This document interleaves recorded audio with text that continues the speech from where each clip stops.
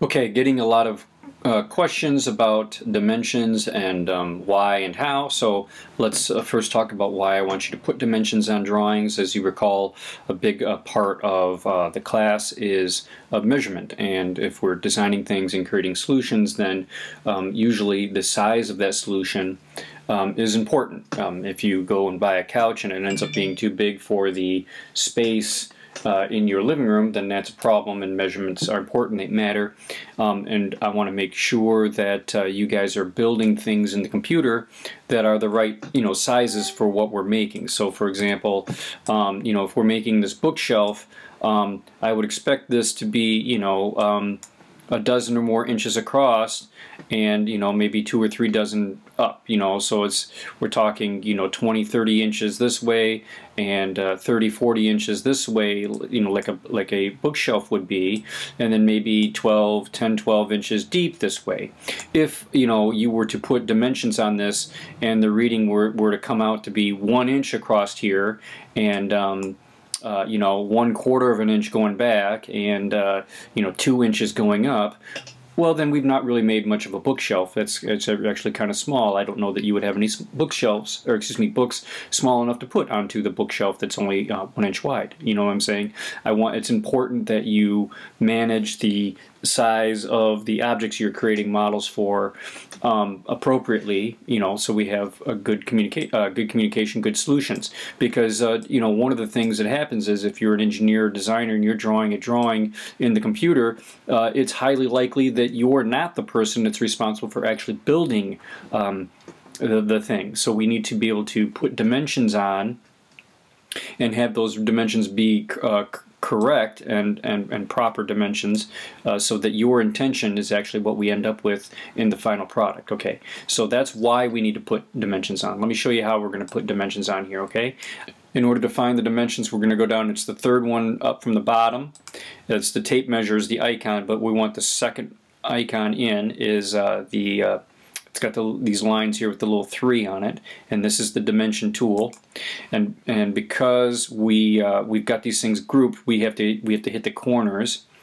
We have no continuous line to pull off of, is what I'm saying. And you wouldn't be able to pull off of continuous line from grouped pieces anyway. Okay, so we're going to click on this corner to get the overall width of this, and I'm going to go over to that corner there, and then this gives me and I click again, and then this gives me the overall width of my bookshelf. And I've got this as 24 inches. Your default might be different. Your default might change, might read as this. It might show up as a 2 inches. No mystery, that's supposed to be too small. No, if you look at this, it's got 2 with the 1 apostrophe there. That is the indicator for feet. So if you want to have yours read as inches, which is a really good idea because that's what we were always working in class, is inches, I can come over here to the palette on the right and go to model info, and then we're talking about length units here. I can go to the format. Here is decimal inches. I can click on decimal inches, and we want to maybe we don't need to be accurate to 4 places here. 2 places will be fine. And then you can see now we're reading as inches. Another thing you might like to do is click over here, and we can change the size and the typeface here, and we can make it bigger or smaller to be readable on the screen, or if we print it. Okay, so I have 24 inches wide. I'm going to go back. I'm still on the tool. I'm going to go here to I'm going to orbit a little bit, and I'm going to zoom in this side, and I'm going to go back to the dimension tool, click on this outer corner in this corner, and pull it this way, and there's my 10 1/4 inches deep. It's 10 inches from here overall, and then it was another 1/4 inch of wood on the back. And then I'm going to zoom out a little bit, and we're going to get to the top corner here down to there, and that's 40 inches that way.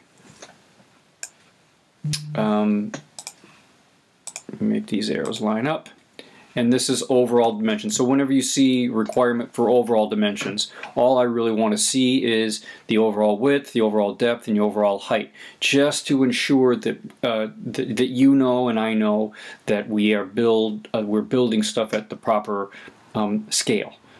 that we're not making stuff too big or too small to be reasonable in our CAD software. If we wanted to go now and figure out what the size of each of these are, these individual pieces, we could give a cut list to a carpenter and they could build this for us, with ease, because we are clearly communicating the specific sizes of each part.